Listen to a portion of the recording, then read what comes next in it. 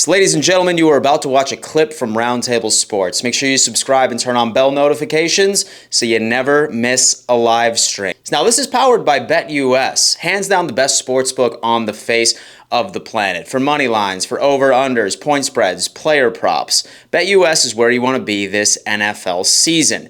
Now, a lot of sportsbooks come out and they try pushing these promos, but folks, BetUS hands down has the best promo on the face of the planet. They're matching 125% of your first 3 deposits all the way up to $2,000. That is right, folks. If you sign up with that link in our description, that promo is all yours. Certainly go check out BetUS and enjoy the clip. Now, let's get into the last segment before we get out of here, guys, because this is going to be the main topic of the show, and I want to get everyone's take on this. And it's the part that a lot of people don't like to talk about.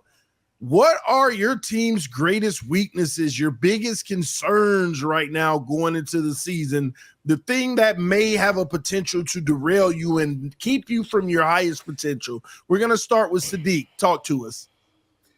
Yeah, so like I mentioned a little bit earlier with the defense, I think we're going to have a top 5 defense, no doubt about it. We might have some games where people get some off on us, but generally also with us trying to get a second defensive end, and even without getting another defensive end, I'm still so confident on the defense that I'm not super concerned about that. Where my concerns lie would be a combination of the offensive line health and the offensive coordinator. Now, I do believe that we're going to push the ball downfield a lot, which is really good with what Caleb Williams is good at doing. But you can't play an NFL game just launching the ball deep. You know, the defense is going to adjust.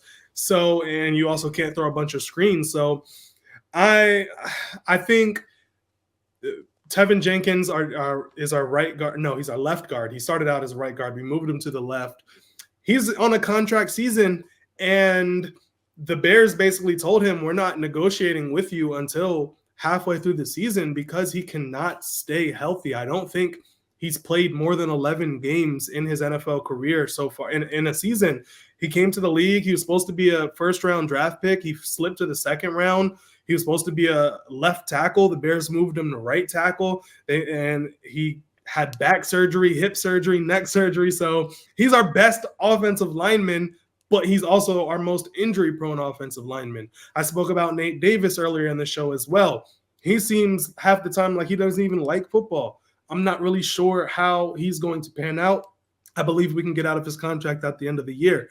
Braxton Jones, our left tackle, Darnell Wright, our right tackle, they're pretty much bookend tackles whenever they're out there, but they haven't had major injuries. Braxton Jones had a neck injury last year, but he came back and was fine. So overall, the health of the offensive line is going. I think that's the main thing, that if that doesn't go the way that we hope it goes, if that does go south, we'll be pulling our hair out a lot, because Caleb Williams is he's amazing when he does scramble. He's amazing at throwing the ball on the run.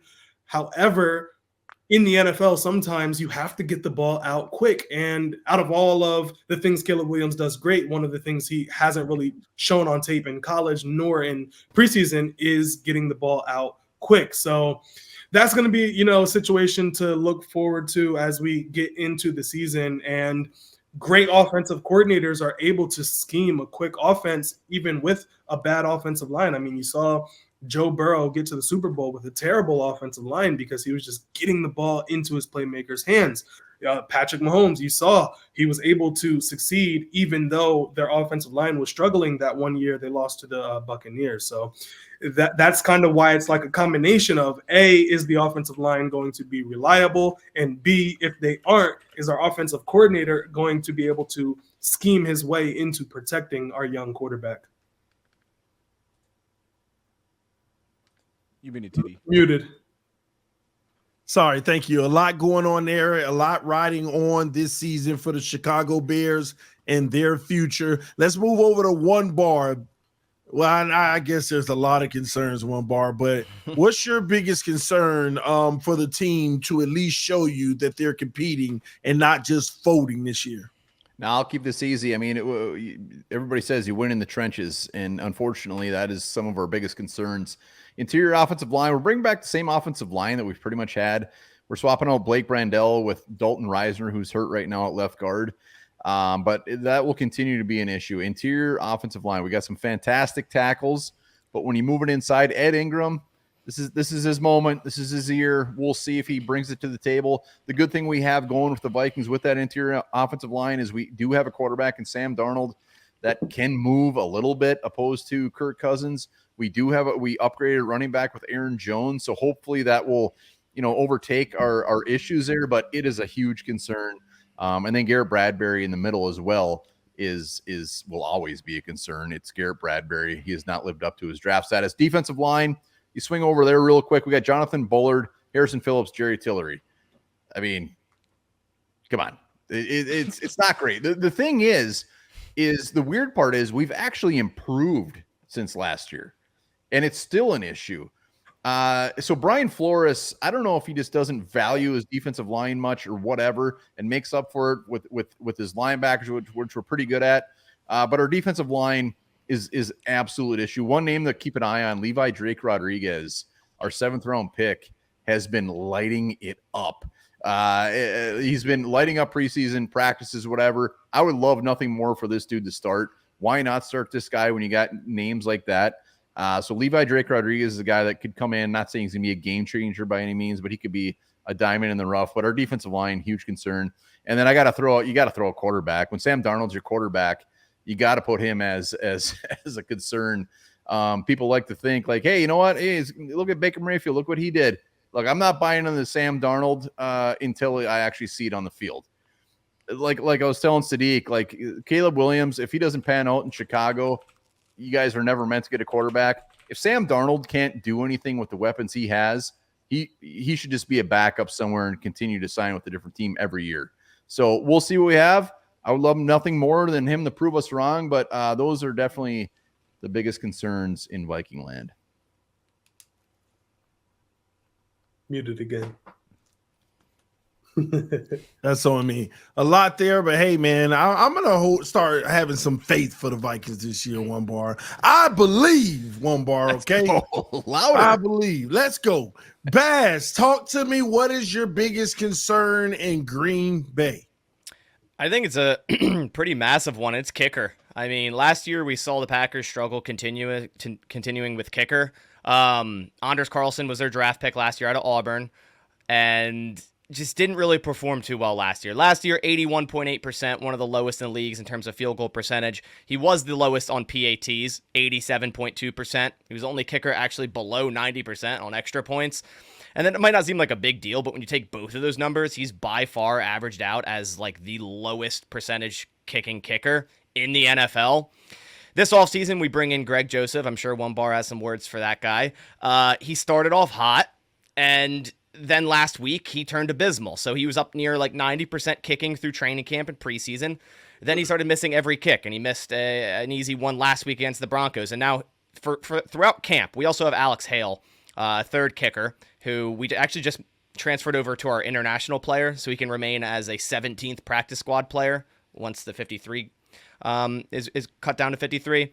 So that'll be interesting, but I just don't really know if our kicker for 2024 is on the roster right now. And I've been a big supporter of Anders Carlson. You know, you see in the Packers history, Mason Crosby has a rough year one, then kind of grows and gets a lot better, but I'm just not sure if it's there.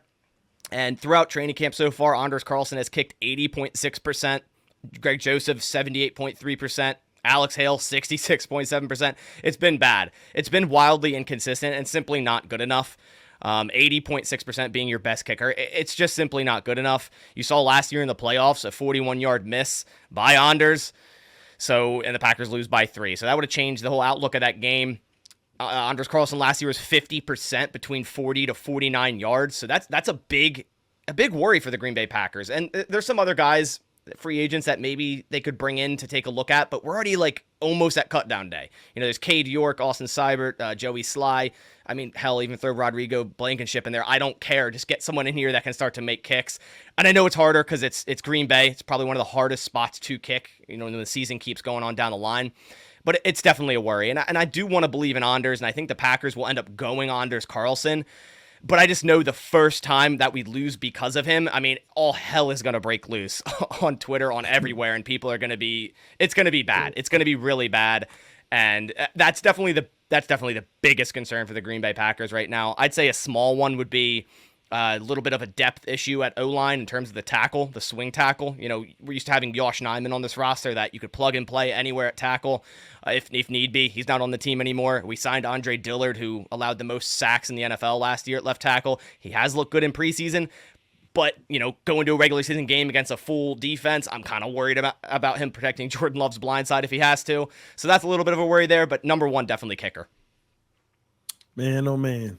Kicker, wide right, wide left. You don't want to lose the division off a game with your kicker. Talk to us, Dion, the division champs. What's their biggest concerns heading into this season? And please don't say Chicago. I was going to say Chicago. I thought it, honestly, truly, TD, I think the biggest concern with this team is it's just I think we work too hard. You know what I mean? Like that's Is that why y'all ran out of gas in the NFC Championship game? All right, TD. So I think our biggest concerns is and look, man, I would say honestly though, coming into it, I would have said tackle, just kind of like I think for most teams that's kind of a concern. Backup tackle specifically, most teams are just trying to find those guys. We drafted one this year, but he wasn't going to be ready. But then last week was so much better. I was like, okay, maybe we can make this work. You know, if Dan Skipper gets back, like we could make this work. We've just never really invested in backup tackle until this year. But he's not ready this year. You know, like we've always kind of just had guys develop into like, oh, he's our backup tackle. It's like, all right, I guess we'll make that work. And they seemingly have, but this year, like a lot of those guys that have been that guy is no longer here. So that was it, but last week was much better. I would say right now, it's pretty much just the most I'm going to go two. I'm going to say mainly for me, it's going to be more slot cornerback depth, just because I know Strickland's played there, but he doesn't feel natural in that spot.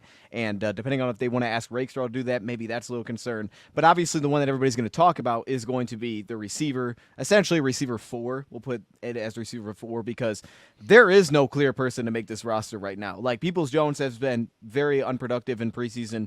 You haven't got much production out of Fountain. It feels like the decision to keep that 4th receiver, I should say 5th receiver because I think Isaiah Williams is going to make the team. Let's say 5th receiver. Just basically the other guy opposite of Jameson Williams in a 3-receiver set, right? Maybe that X receiver that could play on the line. That piece hasn't really emerged anywhere. So it feels like we're still kind of just waiting to find out who that's going to be. And it almost seems like either that decision is going to be, 1, he's not here yet. He'll be here eventually, and they'll have to sign someone or trade for someone. Or 2, they'll base it on more so practice than us as fans get to see in preseason because those guys are just not really getting involved at all. So that's probably the biggest concern on paper. I don't view it as big of a concern just because I know how this offense operates and the way Goff operates. He doesn't live through his outside receivers anyway. Like if we had a big body receiver, like he's going to get 500 yards, 600 yards max. That's all he's going to do. He's going to be great for certain situations, but he's never going to be dominant. Just doesn't work for our offense. You know, we're going to rely on more of the tight ends, the backs, that kind of thing. So I would say on paper it's that, though, because there really is no clear-cut guy, and there's a real possibility that they could come in with 4 receivers and just have to go find somebody else. I think Peoples-Jones will make it, but I think they could come in with 4. Well, I do know that as soon as these cuts happen, you know, teams are going to be scavenging, you know, that waiver wire to try to bring players in and see who can round out the roster. But there you have it, ladies and gentlemen. Those are the biggest weaknesses for each team in the NFC North. This is your NFC North Roundtable. Let's hear a quick word from our sponsor, BetUS. Michael Vick at BetUS.com. Catch an incredible 125% sign-up bonus on your first 3 deposits, plus 10% gambler's insurance. BetUS, my online sportsbook and casino. Now, before we get out of here, real quick, Dion, what are you looking forward to for the Lions for this week in the 3rd preseason game? For me, it's the receiver battle and the pass rush battle. I mean, I'll just say pass rush. I want to see Matthew Betts again, and I want to see if he can emerge versus James Houston, really. It's really those 2 guys. I want to see those 2 guys and who wants to go out there and take that role and earn a spot. What about you, Baz? Very excited for Edgerrin Cooper if he plays finally. At inside linebacker was one of my biggest draft crushes, and the Packers ended up drafting him. Obviously, Jordan Morgan at right guard, seeing what he's got, and just seeing if a quarterback can say, hey, I deserve to be on this roster. I think those 3 are definitely to watch for this weekend. One bar? Just the depth at the edge rusher. We got guys fighting to make the team, obviously, like everybody else. Bo Richter, Levi Drake Rodriguez, like I said, I want to see him. I want Lewis Seen, the goaltender, and have 8 interceptions so we can trade him for a 7th-round pick. And Sadiq?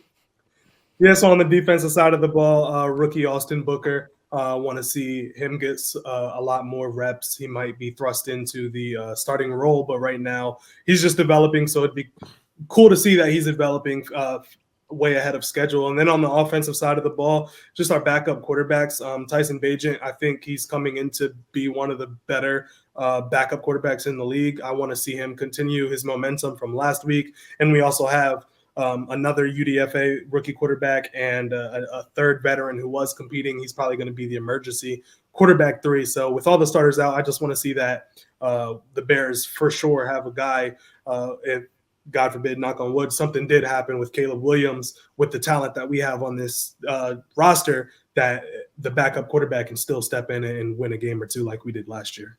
Michael Vick at BetUS.com. Catch an incredible 125% sign-up bonus on your first 3 deposits, plus 10% gambler's insurance. BetUS, my online sportsbook and casino.